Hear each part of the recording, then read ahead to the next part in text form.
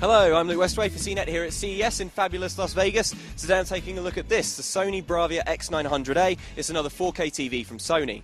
So Sony's already shown off some 4K TVs before, but now it's making them in some sizes that are a bit more likely to fit inside your living room.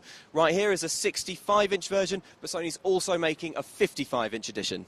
So, being of a 4K resolution, this screen has an absolutely astonishing number of pixels, specifically 3840 by 2160. It looks really good, it's extremely colourful, and as you'd expect, it's really, really sharp. Now, this TV also does passive 3D. That's not something that Sony's traditionally been too into, but it thinks that passive is going to be okay for this television because of that really, really high resolution. So it thinks that when you half the resolution watching 3D, you're not going to lose too much detail. Passive 3D has some other advantages because the glasses are a lot cheaper and they don't require batteries. Being generous sorts, Sony is throwing in 4 pairs when you buy the TV. Now, there's not actually very much that you can watch in 4K at the moment, so Sony's baked upscaling into its latest effort. That means that if you're watching a Blu-ray disc, for example, it'll up the resolution to 4K. I've seen some demonstrations, it looks pretty good, upscaling's never perfect. Hold on for the full review where we'll be really putting it through its paces.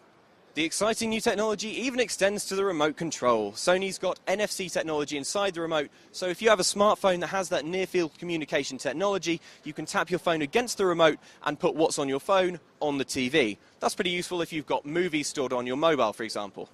If your phone doesn't have NFC, then you can still export the view onto the TV using Wi-Fi screen mirroring. Now, the design here is likely to prove divisive. Personally, I'm not really blown away by these chunky bezels, but Sony's packed really, really massive speakers into the side of this display, so you never know, it might have really good built-in sound.